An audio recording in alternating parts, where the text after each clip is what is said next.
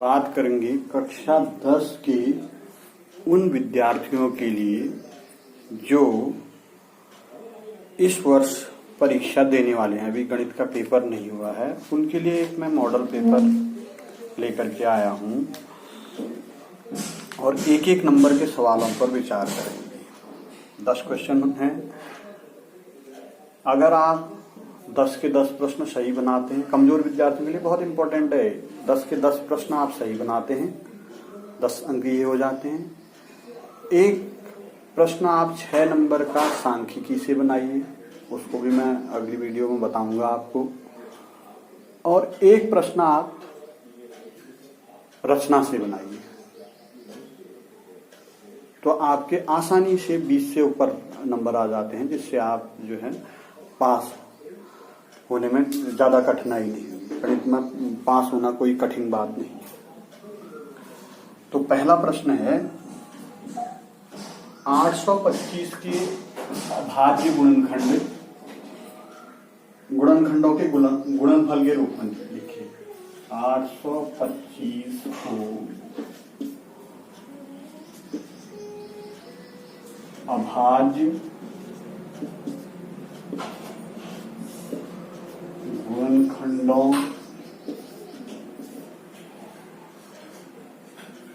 के गुणनफल के रूप में लिखिए। बहुत सिंपल है, देखिए 825। पहले हम विभाजिता के नियम को लगाते हैं। इसमें हम देखते हैं कि 3 से इसमें भाग जाता है, नहीं दिखता है, जाता है। पहले हम इसको देखते हैं। 2 से तो नहीं जाएगा क्योंकि अंतिम अंक इसका सम नहीं है। 3 से चले जाएगा क्योंकि 5 और 2 7, 8 7 15, 15 में 3 का भाग जाता है, तो 3 का भाग इसमें दे देंगे। 3 दूनी 6, बचेगा 2, 22, 3 सत्ते 21, बचेगा 1, 15, 3 पंचे 15। अब 3 का भाग नहीं जाएगा, देखो 7 2 9 और 5 है 14। तो अब जो है हम इसमें 5 का भाग देंगे। 5 से जाएगा इसमें भाग, 5 बचे 25, 2 5 बचे 25, फिर 5 का चले जाएगा 11 बार, 11 बचे 55 हो जाता है। 11 कम 11। बहुत सिंपल है। 825 बराबर हो गया 3 गुणा 5 गुणा 5 गुणा 11। ये अभाज्य गुणनखंड है ये, और इसके गुणनफल के रूप में हमने इसको व्यक्त कर दिया है। अब आ जाते हैं प्रश्न नंबर 2 पर। 2 है, एक द्विघात बहुपद ज्ञात कीजिए जिसके शून्यकों का योग तथा गुणनफल क्रमशः -a और -1/a है।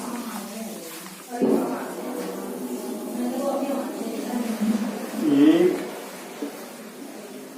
द्विघात बहुपद ज्ञात कीजिए। बहुपद ज्ञात कीजिए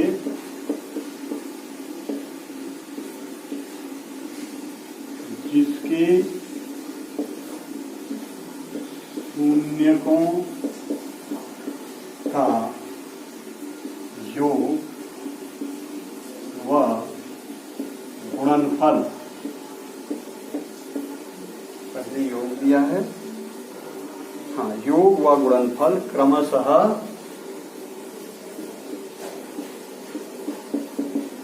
-a व -1/a है। ध्यान दीजिए, योग -a हो जाएगा। बच्चे यहाँ पर बहुत कठिनाई महसूस करते हैं। इस सेंटेंस का अर्थ समझिए। क्रमशः लिखा है, क्रमशः का मतलब योग -a है, गुणनफल -1/1 है। अगर हम गुणनफल यहाँ और योग यहाँ लिख देते तो फिर उल्टा हो जाता है।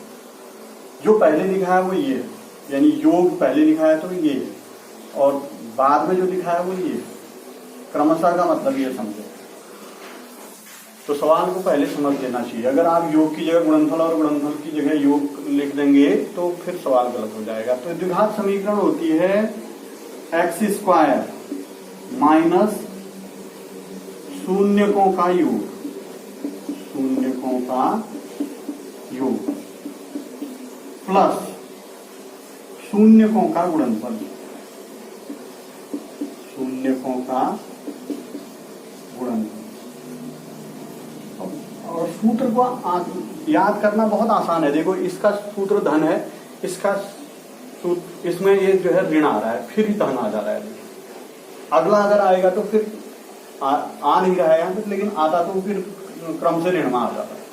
जैसे एक्स क्यूब में आता है, एक्स क्यूब वाले में फिर पहले यहाँ पर धन आएगा, फिर ऋण आता है, फिर उसमें तो 4 टर्म होती है ना, ऐसे होता है ये एक्स क्यूब। इधर पर दिखा देता हूँ आपको, x cube plus 2x square plus 4x plus 3। इसमें 1 2 3 4 टर्म है। तो इसके द्विघात, इसका जो समीकरण निकालने का सूत्र है वो है, यहां पर पहले एक्स क्यूब आएगा, फिर माइनस आएगा, फिर उसके बाद यहां पर फिर प्लस आएगा, ये वाला प्लस रहेगा, फिर उसके बाद जो है, उसके बाद फिर माइनस आएगा। अब ये तो ऑटोमेटिक बन गया है ऐसा। अभी हम इसमें भी प्लस बन सकते हैं, इसमें सभी के सब प्लस हो सकते हैं, कोई यहाँ माइनस भी हो सकता है। तो लेकिन सूत्र निकालने का तरीका ये है, पहले धन फिर ऋण फिर धन फिर ऋण। तो त्रिघात होगा तो 4 हो जाएंगे, धन ऋण धन ऋण ऐसे।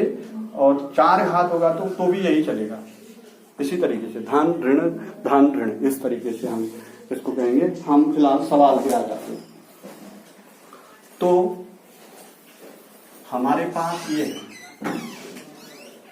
एक्स स्क्वायर, ठीक है अपनी जगह, शून्यकों का योग माइनस, देखिए बन गया, इंटू एक्स भी होता है यहां पर, इंटू एक्स प्लस शून्यकों का गुणनफल, शून्यकों का गुणनफल 1/a। तो ये बन जाएगा एक्स स्क्वायर प्लस ए एक्स माइनस 1/a। ये द्विघात समीकरण बन जाएगा। इसको अगर हम सॉल्व करना चाहेंगे तो ए से ऊपर गुणा करके भी हम इसको यहां से ए हटा सकते हैं, जैसे ऐसे बना सकते हैं, ए एक्स स्क्वायर प्लस ए स्क्वायर एक्स माइनस 1। ये द्विघात समीकरण के मूल और इस द्विघात समीकरण के मूल एक ही होते हैं।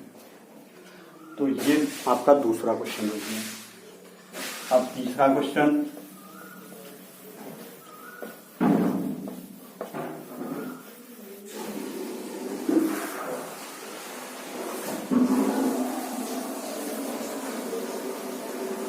तीसरा क्वेश्चन है, जांच कीजिए कि बहुपद के साथ दी गई संख्या उसकी शून्य है या नहीं। जांच कीजिए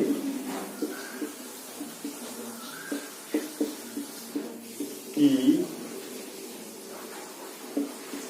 बहुपद अभी नीचे दिया है के साथ दी गई संख्या, के साथ दी गई संख्या उसकी शून्यक है या नहीं, उसकी शून्यक है या नहीं। और बहुपद दे रखा है हमको 2x की घात 3 minus 3x square minus 17x धन 30। और इसके साथ जो संख्या दे रखी है वो दे रखी है ऋण 3 और दूसरी संख्या दे रखी है 2। तो ऋण 3 शून्यक है या नहीं है इसकी जांच करनी है, और 2 शून्यक है या नहीं है इसकी जांच करनी है। तो बहुत आसानी से हम जांच कर सकते हैं। ऋण 3 रख दीजिए x की जगह में, और अगर ये शून्य आ जाता है ये पूरा बहुपद तो शून्यक होगा, अदरवाइज नहीं होगा। तो 2 गुणा ऋण 3 का क्यूब, ऋण 3 गुणा ऋण 3 का वर्ग, ऋण 17 गुणा ऋण 3 धन 30। 3 का क्यूब ऋण 27, ऋण 27 दूनी ऋण 54 और ऋण 3 का वर्ग 9। यहाँ पर सॉल्व थोड़ा जो है आसान बना के कीजिएगा, मतलब यहाँ पर कंफ्यूज नहीं करना है, गलत होने के चांसेस यहाँ पर बन रहे हैं। ऋण 3 का वर्ग 9 हो जाएगा, 9 3 27 और ऋण चिन्ह रहेगा ऋण 27। ये अब ये धन हो जाएगा, ऋण गुणा ऋण धन 17 3 51, ये 30 हो जाएगा। ऋण ऋण वालों को जोड़ देंगे, 7 4 11, 5 और 2 7 और 1 8, ऋण 81 हो जाएगा और ये धन 81 हो जाएगा।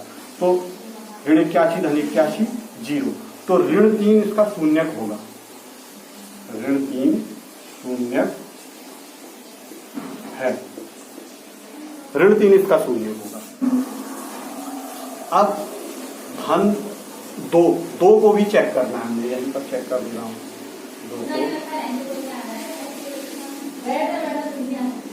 2 गुणा 2 का क्यूब ऋण 3 गुणा 2 का वर्ग ऋण 17 गुणा 2 धन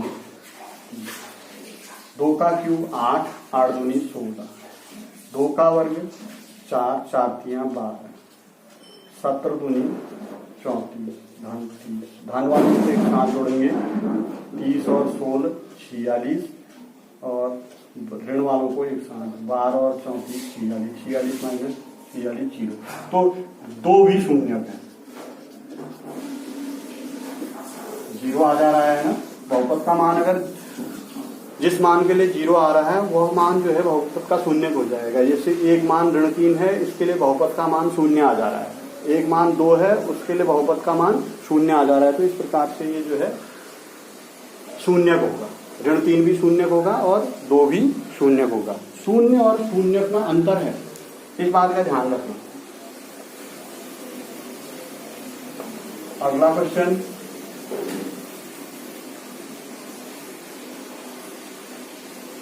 यानी आपका चौथा क्वेश्चन होगा।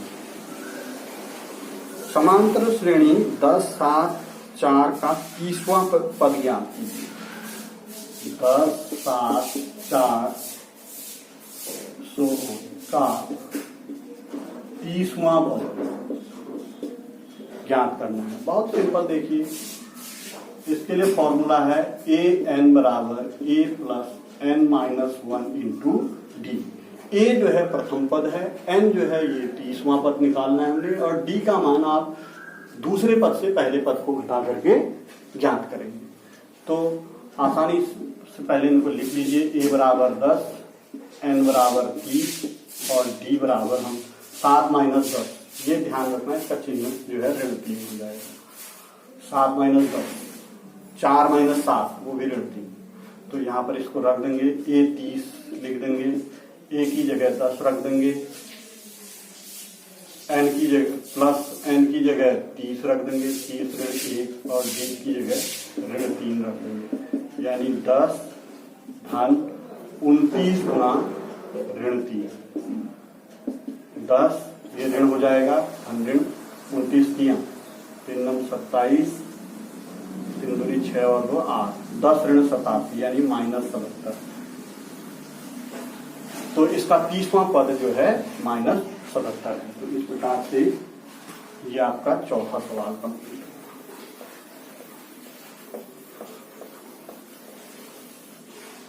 अगला 5वां प्रश्न है, एक आकृति दे रखी है हमको, इस आकृति में डीई समांतर बीसी, ये डीई है, डीई से बनेगा ये क्वेश्चन, ए बी सी ये है। इस आकृति में हमको दे रखा है डीई समांतर बीसी, ऐसा चिन्ह बना होगा, डीई समांतर बीसी दे रखा है। यदि एडी बट्टे डीबी, एडी बट्टे डीबी बराबर 3/5, 3/5, एडी ये एडी है, ये डीबी, ये 3/5 है, एडी बट्टे डीबी, और एसी बराबर 5.86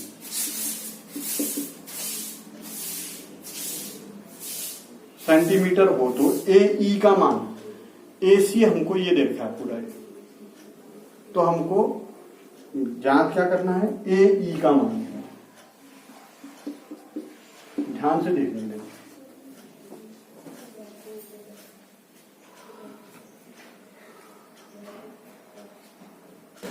AD बट्टे DB ये ले रखा है 3/5। AC ये पूरा दे दिया है और AE इस भुजा को हमने निकाल दिया। ठीक है, तो हम क्या करेंगे, इसमें एक जोड़ देंगे दोनों, AD बट्टे DB धन 1 बराबर 3/5 धन 1, ऐसा कर सकते हैं। अब इसमें एलसीएम लेंगे तो AD प्लस DB हो जाएगा, AD plus DB upon DB हो जाएगा, और 3/5 में एक जोड़ेंगे तो 5 एकम 5, 5 3 8, 8/5 हो जाएगा। AD प्लस DB, AD में DB जोड़ेंगे तो क्या हो जाएगा, AB हो जाएगा, AB बट्टे DB बराबर 8/5 आ जाएगा। अब हम थेल्स प्रमेय जब लगाएंगे तो AB बट्टे DB बराबर AC बट्टे EC हो जाएगा ना। हाँ, EC निकल जाएगा तो फिर इसके बाद AE भी निकल जाएगा। तो यहां पर हम थेल्स प्रमेय से AC बट्टे DB बराबर AB बट्टे DB, AB बट्टे DB बराबर AC बट्टे EC, AC बट्टे EC। देखो ये बड़ी भुजा बट्टे ये छोटी भुजा, ये बड़ी भुजा बट्टे ये छोटी भुजा, ऐसे करके इसको हम देखें। AD बट्टे DB जो है वो हम यहाँ पर रख देंगे। देखिए AD बट्टे DB कितना है, 8/5, और AC जो है 5.6 है, तो यहाँ से EC निकल जाएगा, EC बराबर आ जाएगा ये 5 इधर गुणा 8 नीचे गुणा 5.5 6/5/8, 8 सत्ते 56, 0.7 7 पंचे 35, 3.5। EC आपका क्या आ गया, 3.5 आ गया। तो EC 3.5 आ गया, तो अब AE निकालना आसान है। देखो AE बराबर हो जाएगा AC माइनस EC। AC हो जाएगा तुम्हारा 5.6 और EC हो जाएगा, ये आ गया है 3, हाँ EC 3.5। तो इसको घटाएंगे हम, 6 में से 5 गया 1, 5 में से 2.1, AE बराबर 2.1 आ जाएगा। तो इस तरीके से हम इसको जांच करेंगे। एक बार देख लीजिए आप इस सवाल को अच्छी तरह से।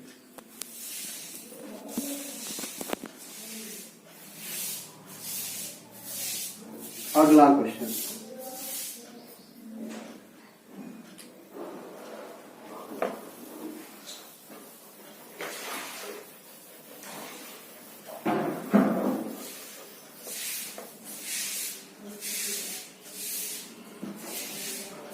जरूरी नहीं है कि ये सारे सवाल 1 नंबर में आए, कुछ सवाल इसमें से 2 नंबर में भी हो सकते हैं। कुछ की कैपेसिटी इसमें लग रही है वो 2 नंबर के हैं, लेकिन ये मॉडल पेपर है।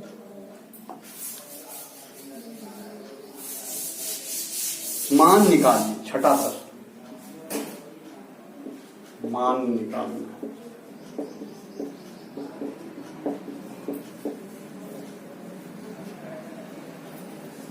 ये मान निकालना है, 2 sin square 60 plus 3 cot square 30 minus 10 45।